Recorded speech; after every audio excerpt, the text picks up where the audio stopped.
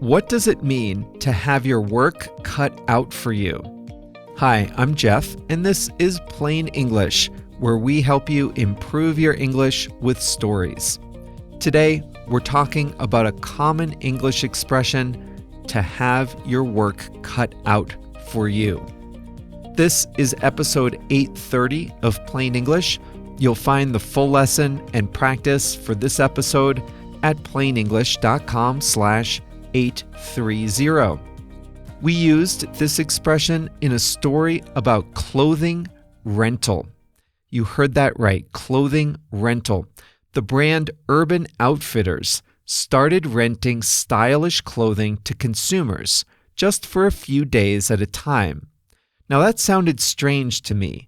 Would you want to wear rented clothes? Clothes other people had already worn?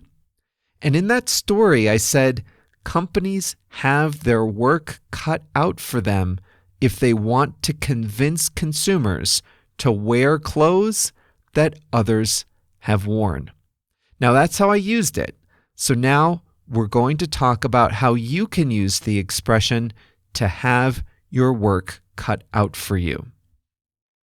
Before we start today's story, I'd just like to remind you that the podcast is just one part of how we can help you upgrade your English skills.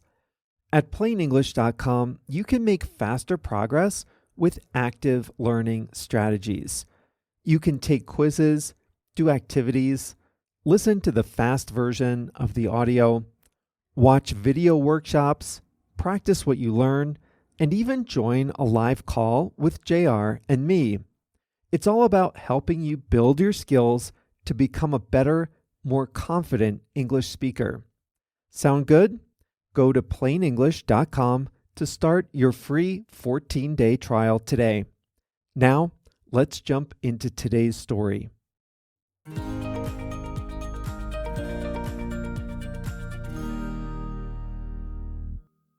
Here's an interesting English expression.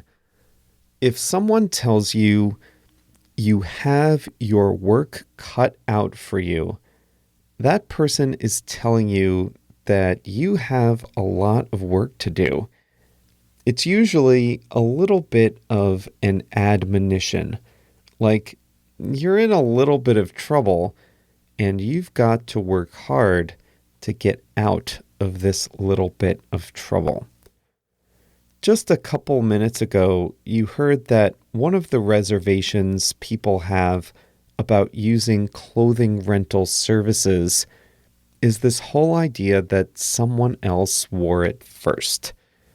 It just seems a little, not unclean exactly, but kind of personal.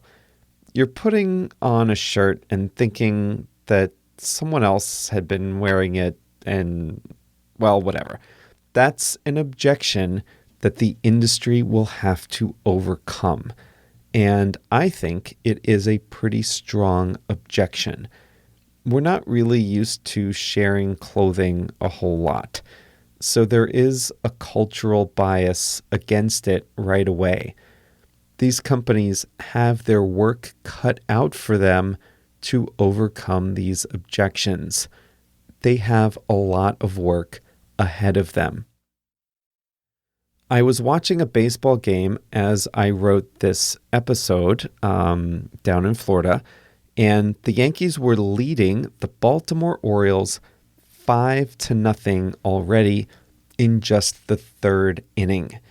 There are usually 9 innings in a baseball game, so the Orioles had their work cut out for them. They had to stop the Yankees from scoring more runs, and then they had to score at least 5 of their own. It's not easy to come back from a 5-run deficit in baseball, so the Orioles certainly had their work cut out for them. This is the sort of thing that parents say to kids. If you choose not to study for exams and it's coming up in just a couple of days, mom or dad might say, "You're not really prepared for this test, and it's coming up in just a couple of days. you've really got your work cut out for you. That means you've got a lot of work to do, and you'd better get going. This is funny. You remember a few weeks ago, I said there were 20-something Democrats who all want to go up against Donald Trump. And I even joked that a few more might jump in the race in between the time I recorded the episode and when it came out. And you know what? Someone did. The mayor of New York is now running.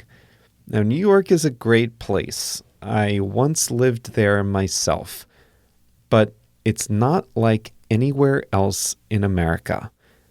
By and large, the people outside New York want something very different from their government than the people inside New York.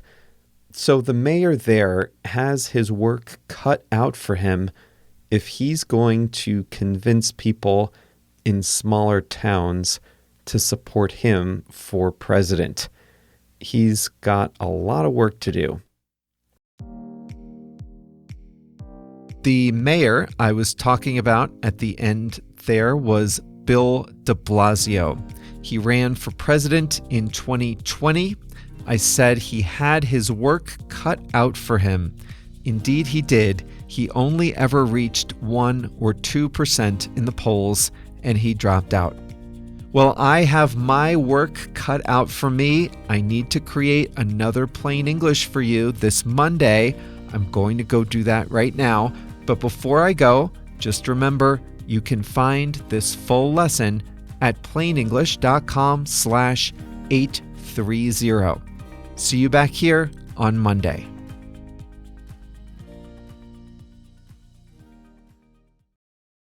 Listen up if you speak Spanish, Portuguese, Chinese, German, French, Italian, Japanese, Polish, or Turkish. One of the most frustrating things about listening and reading in a second language is being confused by unfamiliar words or phrases.